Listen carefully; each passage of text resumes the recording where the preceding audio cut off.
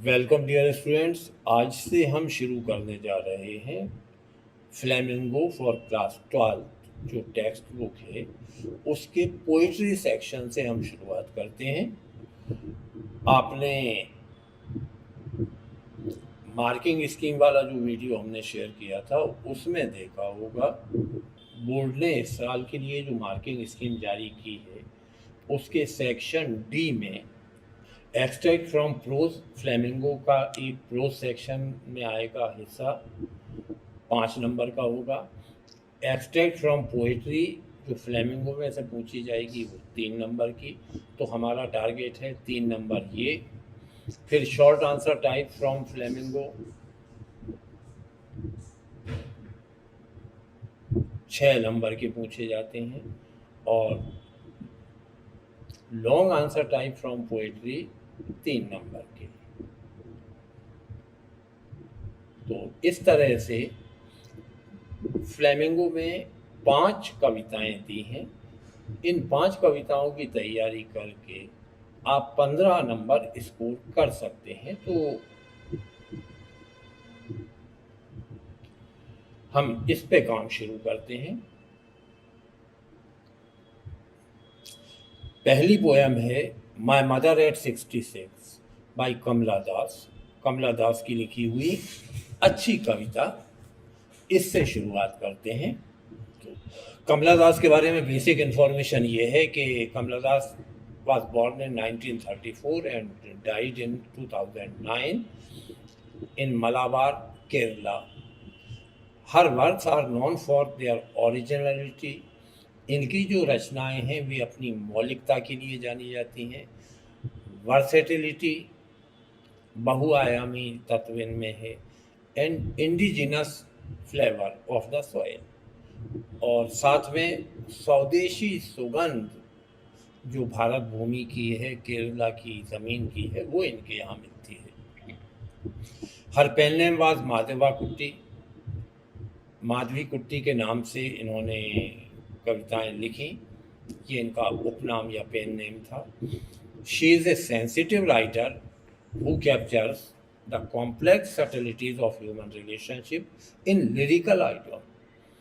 एक संवेदनशील कवियत्री है जो मानवीय संवेदनाओं को, मानवीय संबंधों को बहुत बारीक तरीके से व्यक्त करती है। My mother eight 66 is an example. ये जो कविता हम पढ़ने जा रहे हैं ये इस बात का एक उदाहरण है। तो पोएम सुनो। पूरी कविता एक सिंगल सेंटेंस में लिखी हुई है, केवल कॉमा से उन्होंने सेपरेट किया है। फ्री वर्स है। Driving from my parents home to Cochin last Friday morning.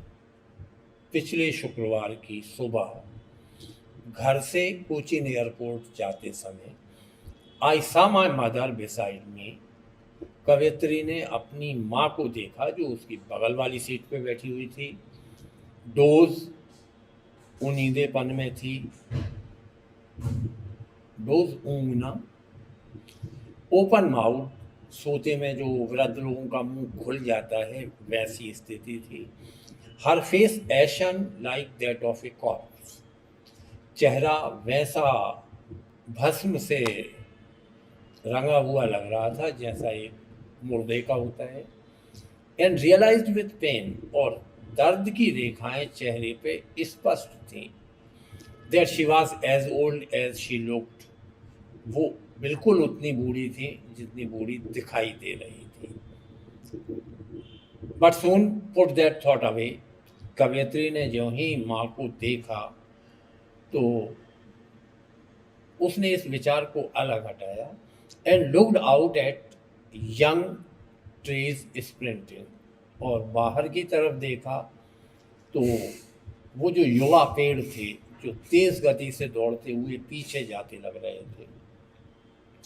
The merry children is playing out of their homes. बच्चे घर से बाहर निकलकर खेल रहे थे। But after the airport security check, लेकिन एयरपोर्ट पे सुरक्षा की चेकिंग के बाद standing a few yards away, कुछ गज की दूरी पर माँ खड़ी थी। I looked again at her. कवयित्री ने दोबारा उसे देखा। वेन मुरझाई हुई थी, पेल, कमजोरी वाला जो पीलापन था वो था। As a late winter's moon, बिल्कुल सर्दियों की चंद्रमा की तरह मुरझाया हुआ कमजोर माँ का चेहरा उसे दिखा। फैमिलियर एक माई चाइल्डहुड फियर, तो एक जो डर था, एक जो दर्द था इस कवयित्री के जीवन में बचपन से लेके अब तक, और बच्चों के मन में जो डर होता है वो होता है सुरक्षा की दृष्टि से कहीं उनके पालक, उनके गार्जियन उनसे दूर ना हो जाए। तो वो जो फैमिलियर एक दर्द था, माय चाइल्डहुड फियर, बचपन का जो डर था वो प्रकट हुआ। But all I said was, लेकिन उसने जो कहा वो ये था, सी यू सून अम्मा। कवयित्री ने अपनी माँ से कहा कि वो जल्दी ही दोबारा मिलेगी।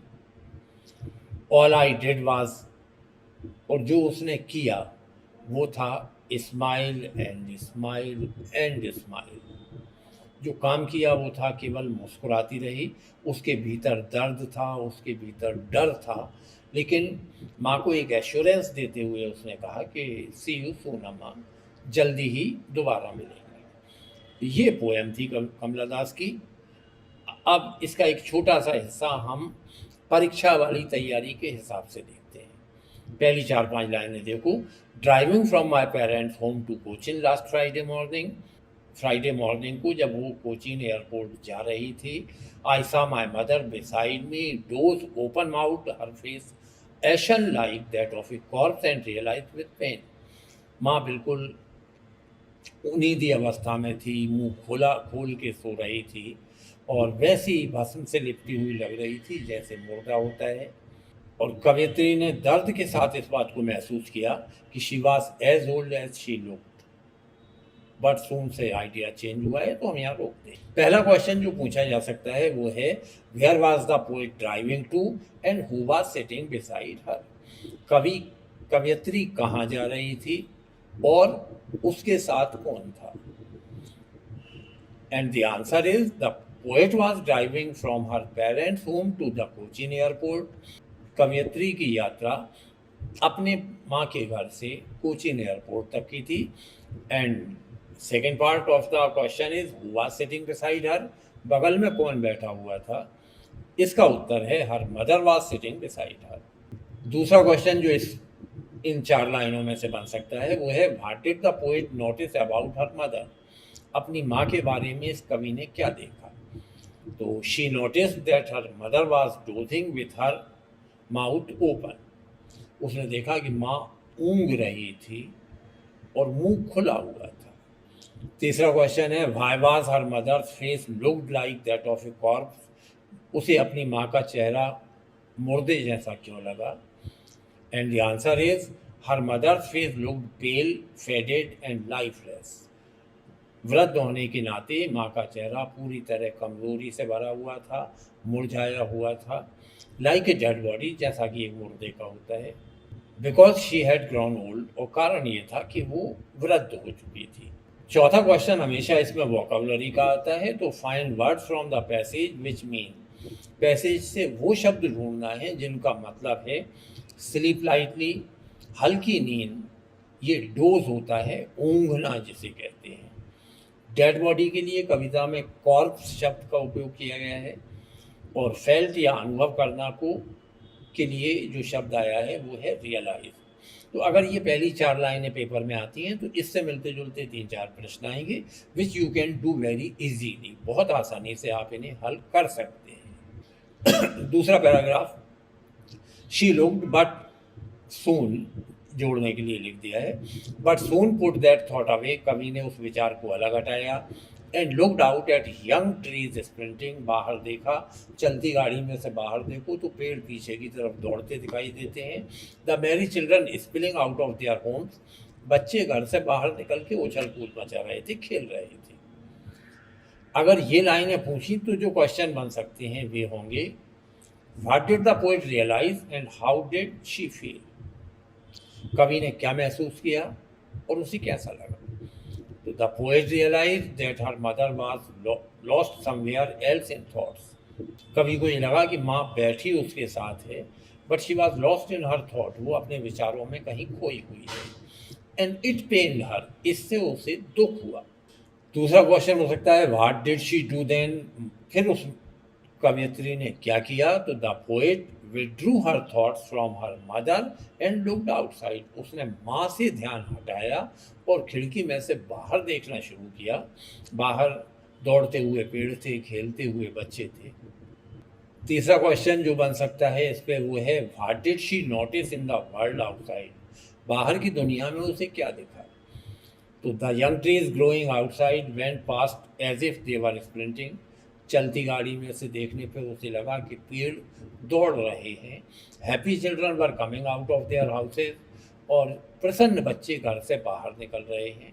ये उसके बिल्कुल कंट्रास्ट में है जो इमेज उसके बगल में थी। बगल में माँ थी, वृद्ध थी, असहाय थी, बाहर युवावस्था बच्चे थे जो एक्टिव थे। Find words from the passage which mean, अब वे शब्द ढूंढना है जिनका मतलब है रनिंग फास्ट। तो रनिंग फास्ट के लिए कविता में स्प्रिंटिंग शब्द का उपयोग किया गया है। हैप्पी के लिए मैरी शब्द आया है, और मूविंग आउट बाहर निकलना स्पिलिंग शब्द यूज किया गया है। थर्ड स्टेंजा आखिरी वाला हिस्सा जो है, but after the airport security check, लेकिन एयरपोर्ट पे सिक्योरिटी चेकिंग के बाद standing a few yards away, कुछ गज दूरी पर माँ खड़ी थी। I looked again at her wan pale as a late winter's moon, इसने माँ के चेहरे को देखा जो सर्दियों के चंद्रमा की तरह कमज़ोर मुरझाया हुआ था। And felt that old familiar ache, और कवि के हृदय में वही पुराना परिचित दर्द उभर आया। माई चाइल्डहुड फियर, जो उसका बचपन का डर था कि कहीं वो माँ को खो ना दे। But all I said was, लेकिन जो उसने कहा उस दर्द को दबा के, उस दुख को नियंत्रित करके, सी यू सून अम्मा, उसने कहा कि जल्दी ही दोबारा मिलेंगे। ये एक एश्योरेंस था माँ को कि बहुत जल्द वो दोबारा मिलेंगे। हालांकि कवयित्री जानती थी कि माँ की स्थिति ऐसी नहीं है कि वो बहुत दिन जीवित रह पाए। And all I did was smile and smile and smile, और कवि ने जो किया वो था केवल मुस्कुराना। वो मुस्कुराती रही। उसके भीतर एक अंतर्द्वंद था, भीतर एक तूफान था, परेशान थी, डर था कि माँ को हो सकती है। But apparently she was smiling and smiling and smiling. ये हिस्सा अगर पूछा तो जो क्वेश्चन बन सकते हैं वो होंगे what did the poet do after the security check, security checking के बाद एयरपोर्ट पे जो सुरक्षा जांच होती है उसके बाद क्या हुआ? तो after the security check the poet stood a few yards away from her mother, वो अपनी माँ से कुछ गज की दूरी पर खड़ी हुई थी। And looked at her face again, और उसने एक बार फिर हिम्मत करके अपनी माँ का चेहरा देखा। क्वेश्चन नंबर दूसरा हो सकता है why did the poet compare her mother's face to a late winter's moon, सर्दियों के चंद्रमा से तुलना क्यों की? The late winter's moon lacks brightness, जो सर्दियों का चांद होता है उसकी चमक कम हो जाती है। एज वेल एज स्ट्रेंथ, शक्ति भी क्षीण हो जाती है। वृद्धावस्था में भी यही होता है। The pale and colourless face of the mother, माँ का पीला मुरझाया हुआ बेरंग चेहरा देख के resembles the late winter moon, कवि को लगा कि उसकी माँ का चेहरा बिल्कुल सर्दियों के चंद्रमा की तरह है। What is her childhood fear, तो बचपन का डर क्या था? The fear of ageing and ultimate death and separation from her parents, कवि के दिमाग में जो डर था वो हमेशा से ये था, बचपन से ही वो इस बात से डरती थी कि एक दिन उसे भी बूढ़ा होना है, एक दिन उसे भी मरना है, एक दिन उसे अपने माता पिता से अलग होना है। How do the parting words of the poet and her smile present a contrast to her real feelings, कवि के विदा होते समय के कहे गए शब्द और उसकी मुस्कुराहट उसकी वर्तमान स्थिति की कंट्रास्ट, वर्तमान भावनाओं को कैसे व्यक्त करती है? तो the poet's parting words of assurance, उसने सी यू सून अम्मा कहा था, जिसका मतलब है कि वो माँ को आश्वासन दे रही थी कि वो जल्दी ही मिलेगी। And her smiles present a stark contrast to the old familiar ache और चाइल्डहुड फियर। ये उसके बिल्कुल कंट्रास्ट में, विरोधाभास में है, जो डर उसके भीतर था। Her words and smiles are a deliberate attempt to hide what is going on inside. उसकी मुस्कुराहट, उसके शब्द उस हलचल को छुपाने का एक जानबूझ के किया गया प्रयास था जो उसके भीतर चल रही थी।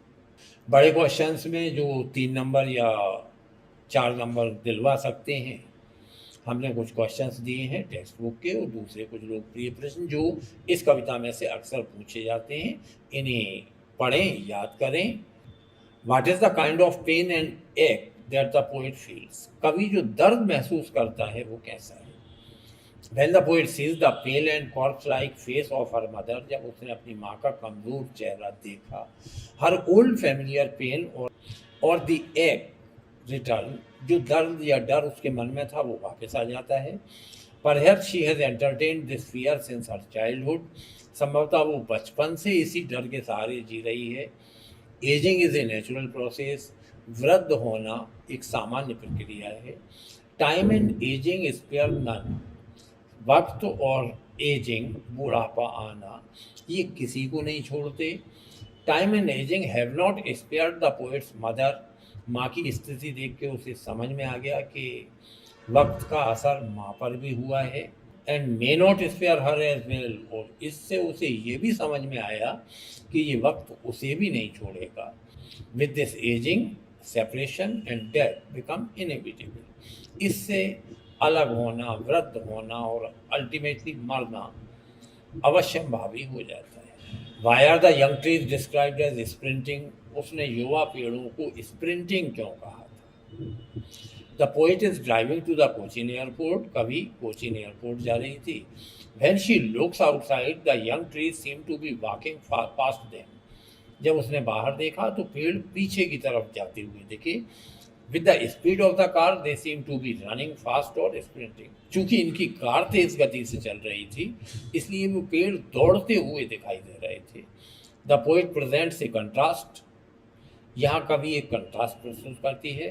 Her doozing old mother, एक तरफ माँ है, वृद्ध है, उनींदी है, and the sprinting young trees, दूसरी तरफ पेड़ हैं, युवा हैं, भाग रहे हैं। Why has the poet brought in the image of merry children spilling out of their homes? उसने एक और इमेज का जानबूझ के उपयोग किया है। बच्चे घरों से बाहर निकल रहे हैं।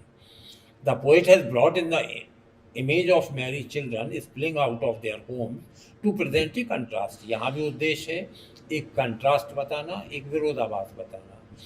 The merry children coming out of their homes in large numbers present an image of happiness and spontaneous overflow of life. झुंड में बच्चों का बाहर निकलना जिंदगी के ओवरफ्लो को बताता है, प्रसन्नता को बताता है। This image is in stark contrast to the dozing old mother. और बगल में जो माँ बैठी है, जो वृद्ध है, ये उसकी बिल्कुल अपोजिट है। Whose ashen face looks lifeless and pale like a corpse. अभी उसने माँ का चेहरा देखा था जो बिल्कुल शव जैसा लग रहा था। She is an image of ageing, decay and passivity. माँ का जो चेहरा था वो वृद्धावस्था का, क्षरण का और निष्क्रियता का प्रतीक था। The contrast of the two images enhance the poetic effect. इन दोनों इमेज का कंट्रास्ट इस कविता का जो पोएटिक इफेक्ट है उसे बढ़ाता है। Why has the mother been compared to the late winter's moon? कवि ने अपनी माँ की तुलना सर्दियों की चंद्रमा से क्यों की। The poets mother is 66 years old. इनकी माँ 66 साल की थी। हर श्रंकन एशन फेस रिजेंबल्स ए कॉर्प्स, जिसका चेहरा बिल्कुल सोते समय शव जैसा लग रहा था। She has lost her shine and strength of youth. अब युवावस्था की जो चमक थी, युवावस्था की जो ताकत थी, वो जा चुकी है। Similarly the late winter's moon looks hazy and obscure. इसी तरह सर्दियों का चांद भी होता है। It too lacks shine and strength. इसकी भी रोशनी और इसकी ताकत कम होती है। The comparison is quite natural and appropriate, ये तुलना बिल्कुल उचित है। The simile used here is apt as well as effective, यहाँ जिस उपमा का उपयोग कवि ने किया है वो उचित भी है और प्रभावी भी। What do the parting words of the poet and her smile signify, विदा होते समय उसने कहा था सी यू सून अम्मा और मुस्कुराई थी, इन दोनों बातों का एक प्रतीकात्मक महत्व है। बहुत पूछा जाने वाला प्रश्न है। The poet's parting words of assurance and her smiles provide a stark contrast to the old familiar ache और फियर ऑफ द चाइल्डहुड, कवि के मन में बचपन से जो डर था अपने पालकों से बिछड़ जाने का, उसके बिल्कुल अपोजिशन में है वो शब्द जो उसने बोले, वो पोज जो उसने बनाया। Her words and smiles are a deliberate attempt to hide her real feelings, ये प्रयास था, जानबूझ के किया गया प्रयास था अपनी वास्तविक भावनाओं को छिपाने का। The parting word see you soon amma give an assurance to the old lady whose ashen face looks like a corpse, जल्दी ही मिलेंगे ये कहना उस माँ को एक उम्मीद थी जो इतनी कमज़ोर हो चुकी थी कि उसका चेहरा शव जैसा लग रहा था। Similarly, her continuous smiles are an attempt to overcome the ache and fear inside her heart. उसका मुस्कुराना इस बात का प्रयास था कि उसके भीतर जो दर्द था वो छुपा रह सके। ये क्वेश्चन टेक्स्ट बुक के थे, कुछ हमने दूसरे क्वेश्चन भी इसमें दिए हैं जिन्हें आप देख सकते हैं। इनमें से कोई प्रश्न परीक्षा में आएगा तो इसकी तैयारी प्रारंभ करें। Thank you for watching and please share this information with all your friends and relatives. Thank you for watching me.